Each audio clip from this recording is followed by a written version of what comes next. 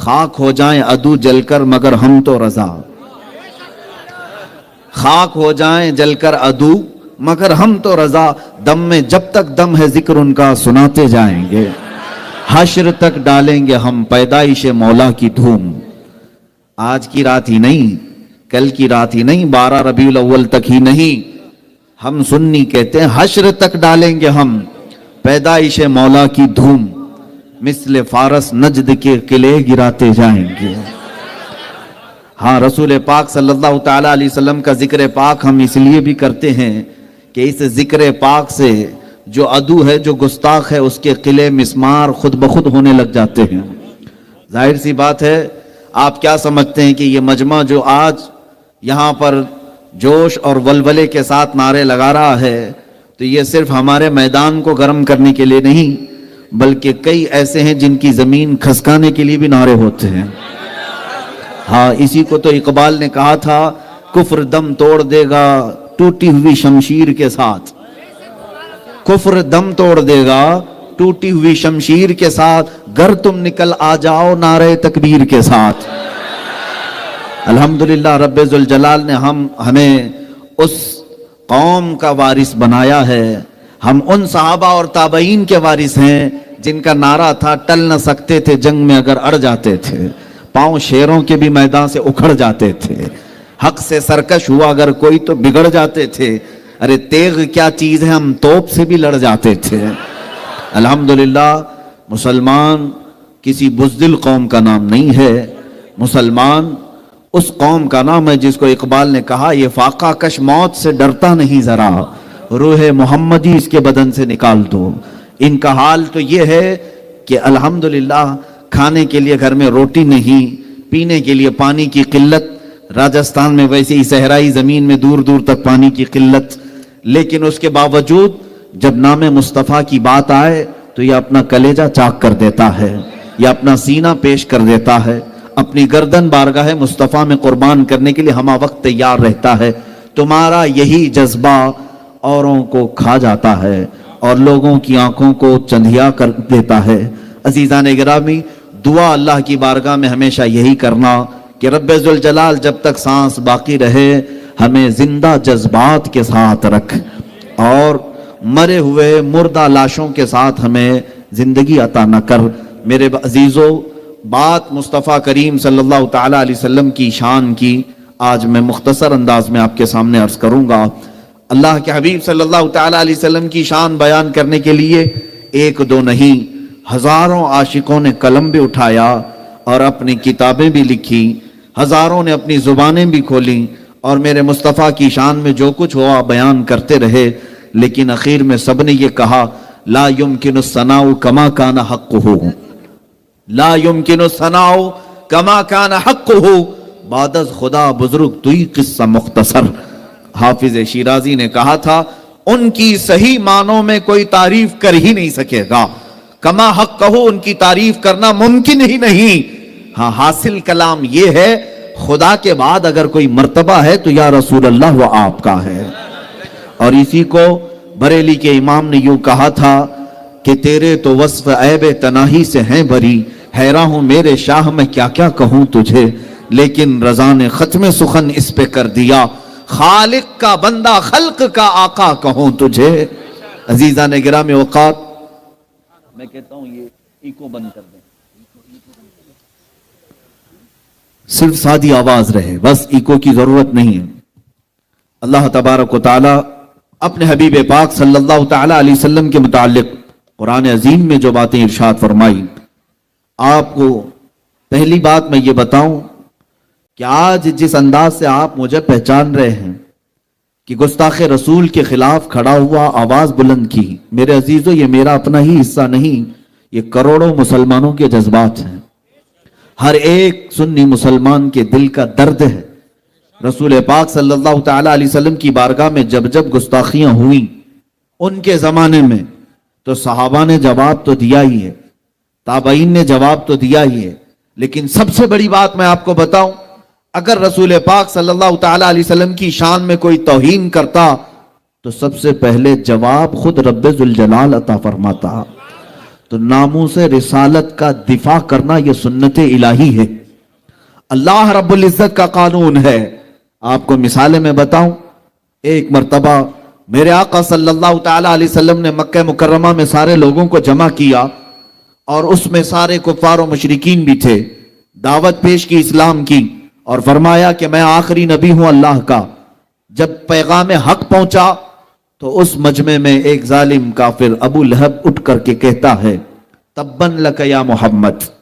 तब्बन का मतलब ये बद्दुआ के तौर पर और गाली के तौर पर इस्तेमाल करने वाला लफ्ज। और उसने ये कहा, मोहम्मद तेरे हाथ बर्बाद हो जाए, मुआज़ अल्लाह रब्बिल आलमीन। या इस तरह का जुमला उसने तौहीन का कहा। अलिहादा जमात, क्या तूने इस काम के लिए हमें जमा किया? यहां पर लफ्ज को आप तवज्जो दें। उसने क्या कहा था? तब्बन, बुरा हो तुम्हारा, खराबी हो तुम्हारी, इस तरह का जुमला कहा। हुजूर पाक सल्लल्लाहु अलैहि वसल्लम के आपके दिल अक़दस पर मलाल हुआ, कबीदा खातिर हुए। मेरे अजीजों, ये पहली मर्तबा किसी ने हुजूर की शान में तौहीन की थी। 40 साल जिंदगी में कभी किसी ने उंगली तक नहीं उठाई, लेकिन हक बात का ऐलान जिस वक्त मेरे आका ने फरमाया, सबसे पहले आपको अबू लहब जालिम ने गाली दी या बुरा कहा। हुजूर अकरम सल्लल्लाहु ताला अलैहि वसल्लम तशरीफ लाए, लेकिन मेरे अजीजों जानते हैं हुजूर अकरम सल्लल्लाहु अलैहि वसल्लम का दिल गमगीन हो तो सारे लोगों के जरिए से नहीं, बल्कि रहमान खुद आयत उतारता है और कुरान में इरशाद फरमाता है, तब्बत यदा अबी लहब व तब मा अगना अन्हु मालुहु व मा कसब। पूरी सूरह अबू लहब की मजम्मत में नाजिल हुई। अल्लाह रब्बुल इज्जत इरशाद फरमाता है, अबू लहब के दोनों हाथ तबाह बर्बाद हो जाएं और उसका माल उसे कोई नफा नहीं दे सकेगा। और उस पर जो लानत अल्लाह रब्बुल इज्जत ने कुरान में फरमाई। दोस्तों, मेरे अजीजों, आपसे मैं ये पूछना चाहता हूं, एक बार तौहीन रिसालत किया अबू लहब, लेकिन अल्लाह ने उसकी मजम्मत में कुरान की आयत ऐसी उतारी कि करोड़ों मुसलमान सुबह क़यामत तक अब अबू लहब की जात पर लानत भेजते रहेंगे। कुरान पाक के जरिए से अल्लाह ताला ने नामूस रिसालत का दिफा फरमाया है। मेरे आका की इज्जत की जब बात आए, कुरान की आयत उतरती है। आपको मैं बताऊं, एक मर्तबा ऐसा हुआ कि रब्बे जुल जलाल की तरफ से जो आयतें उतरती थी, कभी दिन में 2 मर्तबा, कभी 3 मर्तबा जिब्राइल आते थे आयतें लेकर, कभी रोज एक आयत लेकर आते, कभी कुछ आयतें लेकर। एक मौका ऐसा आया कि तकरीबन 15 दिन तक कोई वही नहीं उतरी, कोई आयत नहीं आई।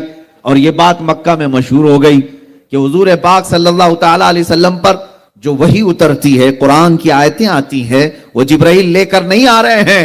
अब मजाक उड़ाने वालों का एक टोला जमा हुआ, मुशरिकीन कुफार का एक टोला, ये बकवास करना शुरू किया, वद्दअ रब्बु मुहम्मदिन मुहम्मदा, वद्दअ रब्बु मुहम्मदिन मुहम्मदा, जिसका मतलब ये होता है मोहम्मद के रब ने मोहम्मद को अब छोड़ दिया है, मोहम्मद के रब ने अब मोहम्मद को छोड़ दिया। ये जब बातें गर्दिश करने लगी, मेरे आका सल्लल्लाहु ताला अलैहि वसल्लम की समाज से भी ये बातें टकराई। लोगों ने कहा, कुफार और मुशरिकीन का एक टोला यूं कह रहा है, आपका रब आपको छोड़ दिया, अब आयतें नहीं आती हैं, अब वही नहीं उतरती है। रसूल पाक सल्लल्लाहु ताला अलैहि वसल्लम क्या गमगीन ही हुए थे, अभी अपनी आंखें नीचे ही किए थे कि जिब्राइल पूरी सूरह लेकर नाजिल हुए। और आयतें क्या थी, सुनो मेरे अजीजों, वद्दुहा वल्लैलि इज़ा सजा मा वद्दअका रब्बुका वमा क़ला वलल आखिरतु खैरुल लक मिनल ऊला। आयतें आपको पूरी पढ़ने से पहले मैं मुख्तसर ये बता दूं, अब रब तबारक व तआला हुजूर की तारीफ में पूरी सूरत नाजिल करता है। इरशाद फरमाया जाता है, आपके चेहरे वद्दुहा की कसम, आपके चमकने वाले चेहरे की कसम, आपकी चमकती हुई काली जुल्फों की कसम, मा वद्दअका रब्बुका वमा क़ला, आपके रब ने ना आपको छोड़ा है और ना कुछ कम किया है। वलल आखिरतु खैरुल लक मिनल ऊला, ऐ महबूब आपकी हर आने वाली घड़ी पिछली घड़ी से कई दर्जे बेहतर है। पूरी सूरह अल्लाह ने नाजिल फरमाई। मुशरिकीन ने जब भी भौंकना शुरू किया मेरे आका की शान में, दिफा के लिए आयतें नाजिल हुई हैं, रब्बे जुल जलाल की तरफ से बात आई है। मेरे अजीजों, यही तो शान मुस्तफा है। हम और आप क्या दिफा कर सकते हैं? कुरान में खुद रब्बे जुल जलाल ने मेरे नबी की इज्जत का दिफा किया है। اور آگے میں آپ کو بتاؤں، اتنی نہیں کئی آیتیں آپ کو بتاؤں. حضور پاک صلی اللہ تعالیٰ علیہ وسلم کی بارگاہ میں لوگ جب سوال کرنے آتے اور ایسے ایسے سوال کرتے کہ حضور اکرم صلی اللہ تعالیٰ علیہ وسلم کو اس طرح کے سوالات کیے جاتے جو عام انسان کے لیے نہ ہوں، اور معاذ اللہ رب العالمین خدائی کے درجے پر پہنچانے کی باتیں کی جاتی، تب اللہ تبارک و تعالیٰ نے حضور صلی اللہ تعالیٰ علیہ وسلم سے ارشاد فرمایا قل انما انا بشر مثلکم، اے محبوب ان سے کہہ دینا میں تمہاری طرح بشر ہوں، مگر یہ کہ مجھے اللہ کی طرف سے وحی آتی ہے. عزیزان گرامی وقار، اب بات یہاں بھی آتی ہے حضور پاک صلی اللہ تعالیٰ علیہ وسلم کی اولاد امجاد. ہر مسلمان کو یہ بات معلوم ہونی چاہیے میرے آقا کی اولاد کتنی تھی، ان کی ازواج مطہرات کتنی تھی، حضور نے کتنی شادیاں فرمائی، صحابہ کی تعداد کیا تھی، عشرہ مبشرہ کتنے تھے، کون تھے، یہ سب باتیں ہر مسلمان کو معلوم ہو، اس لیے کہ وہ اگر اپنے نبی کی سیرت نہیں جانتا تو پھر کس کی سیرت جانے گا؟ کون ہے جو تمہارا آئیڈیل ہے، کون ہے تمہارا نمونہ عمل؟ میرے آقا صلی اللہ تعالیٰ علیہ وسلم کے 3 بیٹے ہوئے اور 4 بیٹیاں ہوئی.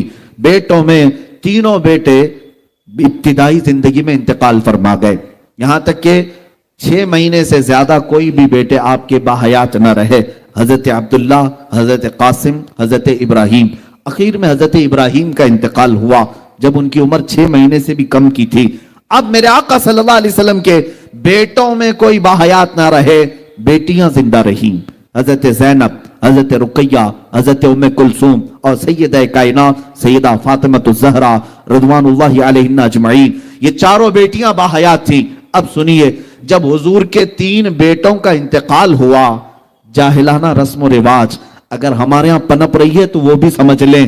بعض لوگ یہ سمجھتے ہیں کہ بیٹا نہ ہو تو نسل کیسے چلے گی، بیٹا نہ ہو تو وراثت کیسے تقسیم ہوگی، وارث کون بنے گا. یہ جہالت کی باتیں چھوڑ دو، یہی مکہ کے کافروں نے باتیں بنائی. اور سب سے بڑی بات، ابو لہب نے آ کر کے یہ کہا کہ محمد اقطع ہے، ابتر ہے. ابتر کا مطلب ہوا جس کی نسل کٹ گئی، جس کی نسل ختم ہو گئی.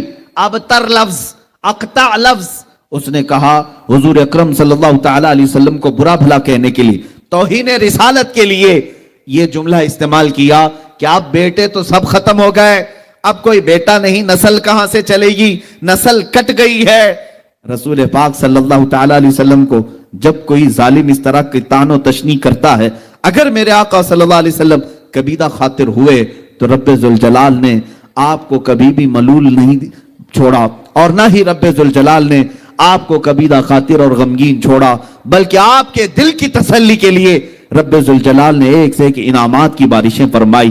اللہ تعالیٰ نے فوراً پوری سورہ اتاری. اے محبوب صلی اللہ تعالیٰ علیہ وسلم، یہ ظالم آپ کو کہہ رہے ہیں نسل کٹی ہے، آپ اقطع ہیں، ابتر ہیں. اللہ تعالیٰ نے فرمایا انا اعطیناک الکوثر فصلی لربک وانحر ان شانئک هو الابتر. اے محبوب، ہم نے تو آپ کو کوثر عطا کیا ہے، ہم نے آپ کو کوثر عطا کیا ہے. آپ اپنے رب کی عبادت کریں، قربانی کریں. آپ کی نسل کٹی نہیں، آپ کے دشمن کی نسل کٹی ہوئی ہے. یہ رب ذوالجلال کی طرف سے اعلان ہوا ان شانئک، اے محبوب بے شک آپ کا دشمن کٹی ہوئی نسل کا ہے. پتہ یہ چلا گستاخان رسول کے خلاف جواب دینا اور انہیں بات کرنا یہ سنت الہیہ ہے، یہ رب ذوالجلال کا قانون ہے.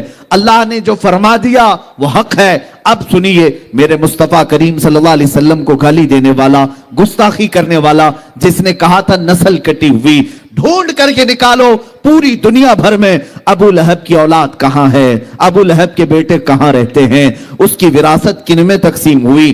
آپ ڈھونڈ کر کے نکالیں گے، کہیں آپ کو پتہ نہیں چلے گا اس کی اولاد کیا، اس کے پوتے پوتے اور نواسوں تک بھی اولاد نسل نہیں چل سکی، اولاد ہی ختم ہو گئی اور اس کا نام و نشان بھی مٹ گیا.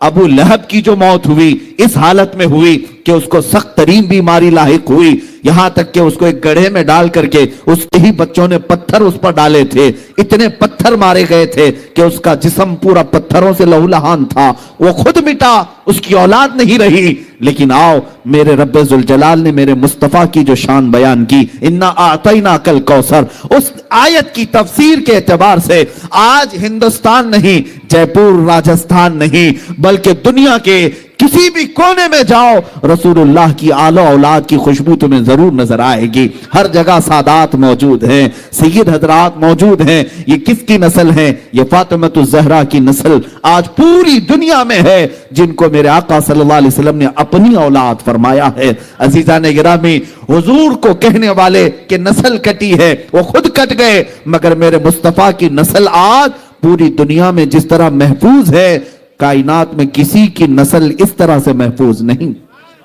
ایک بات یاد رکھیں، حضور کی جو نسل ہے آج، اس طرح کی پوری دنیا میں کسی اور کی نسل محفوظ نہیں۔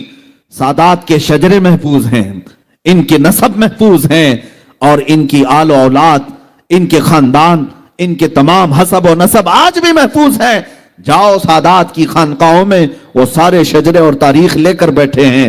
میرے عزیزوں، اسی کو تو کہا گیا حضور پاک صلی اللہ تعالی علیہ وسلم کی اولاد آج پوری کائنات میں ہے، اور یہی شان مصطفیٰ ہے جس کو اعلیٰ حضرت نے یوں کہا تھا، تیری نسل پاک میں ہے بچہ بچہ نور کا، تو ہے عین نور، تیرا سب گھرانہ نور کا۔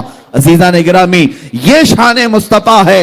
جب کبھی کسی نے حضور کی ذات پر انگلی اٹھائی تو جواب کہاں سے آیا؟ خود خدائے قدیر و جبار کی طرف سے آیا۔ اللہ نے کبھی سورہ والضحیٰ اتاری، کبھی سورہ لہب اتاری، کبھی سورہ کوثر اتاری۔ اب کوثر کا معنی میں بیان کر کے حضور کی شان پاک کے چند آپ کے سامنے جھلکیاں رکھ دوں۔ کوثر کیا چیز ہے؟ کوثر کس کو کہتے ہیں؟ بعض لوگ یہی سمجھتے ہیں کوثر ایک نام ہے یا پھر حوض کوثر ہے۔ کوثر کی ہزاروں تعریفیں ہوئی اور اس کی کئی تفاسیر ہیں، کئی اس کے مفہومات بھی مفسرین نے بیان کی، لیکن جو حقیقت زیادہ راجح ہے وہ میں بتاتا ہوں۔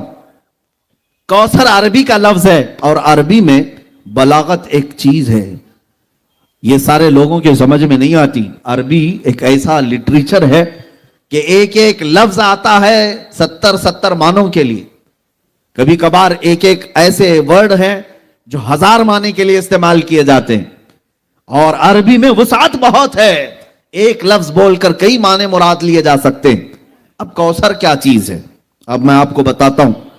عربی میں ایک لفظ ہے کثیر۔ کثیر زیادہ کو کہتے ہیں، قلیل کا اپوزٹ کیا ہے؟ کثیر ہے۔ جیسے دن کا اپوزٹ رات ہے، سفید کا اپوزٹ بلیک ہے، کالا ہے۔ یہ اپوزٹ چیزوں کو میں بتا رہا ہوں۔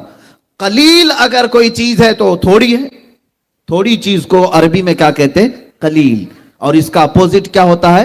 کثیر۔ سمجھ میں آ رہی بات؟ میں سمجھا کر کے جانا چاہتا ہوں۔ کثیر قلیل کا اپوزٹ ہوتا ہے۔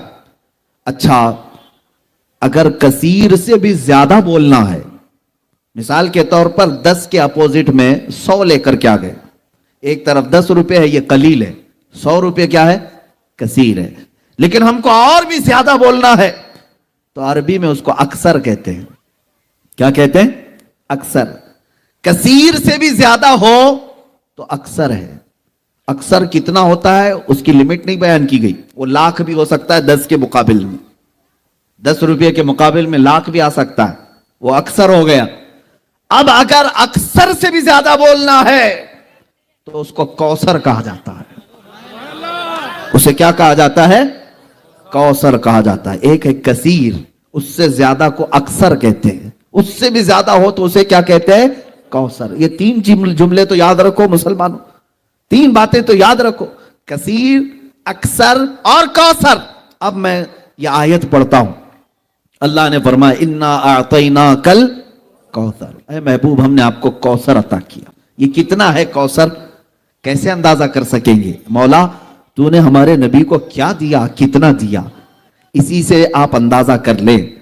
یہ پوری جو کائنات ہے، یہ پوری جو دنیا ہے جس میں ہم اور آپ جی رہے ہیں، یہ پوری روئے زمین، اس پر موجود پورے سمندر، اس پر موجود تمام درخت، اس پر موجود تمام چرند و پرند اور جانور، اس پر موجود تمام جنات، بلکہ فرشتے، ملائکہ، یہ پوری جو دنیا ہے، پوری دنیا، اس میں لاکھوں کروڑوں مخلوقات اللہ کی آباد ہے. کیڑے مکوڑے الگ، چرند و پرند الگ، جانور الگ، بہائم الگ، سمندر کی کروڑوں مچھلیاں الگ، جنات کی بے انتہا تعداد الگ، یاجوج ماجوج کی کثرت الگ، آسمانوں میں رہنے والی مخلوقات الگ، ملائکہ، فرشتے، یہ تمام مخلوقات الگ. ان تمام کائنات کی چیزوں کو اللہ کیا فرماتا ہے؟ قل متاع الدنیا قلیل. اے محبوب آپ فرما دیں یہ پوری دنیا قلیل ہے. کیا ہے؟ پوری دنیا کا سامان قلیل ہے. اس میں کروڑوں انسان بھی آ گئے، ہم بھی قلیل ہیں. پوری روئے زمین آ گئی، یہ بھی قلیل ہے. یہ سارے آسمان آ گئے، یہ بھی قلیل ہے. یہ ساری کائنات کے ہر ذرے اس میں آ گئے، یہ قلیل ہے. اب رب ذوالجلال ارشاد فرماتا ہے یہ پوری کائنات قلیل ہے. کیا ہے؟ قلیل ہے.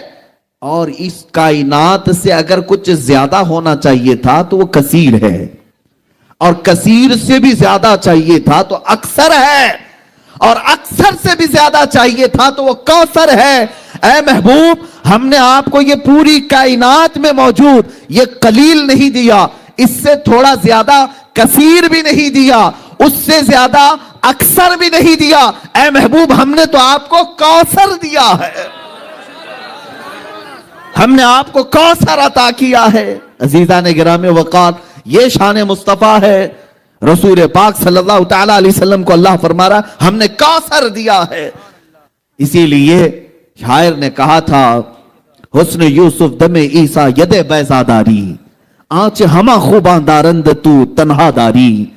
اے رسول پاک آپ کو اللہ نے حسن یوسف بھی دیا ہے، اور حسن یوسف ید بیضا، حضرت موسیٰ علیہ السلام کا معجزہ ید بیضا بھی آپ کو دیا گیا، اور حضرت عیسیٰ علیہ السلام کی مسیحائی بھی دی گئی. اور پھر اخیر میں شاعر کہتا ہے وہ تمام خوبیاں جو انبیاء رکھتے تھے یا رسول اللہ وہ تنہا آپ کی ذات میں اللہ نے عطا کی. اور اسی کو اعلیٰ حضرت فرماتے ہیں ذات ہوئی انتخاب وصف ہوئے لاجواب، ذات ہوئی انتخاب وصف ہوئے لاجواب، نام ہوا مصطفیٰ تم پہ کروڑوں درود.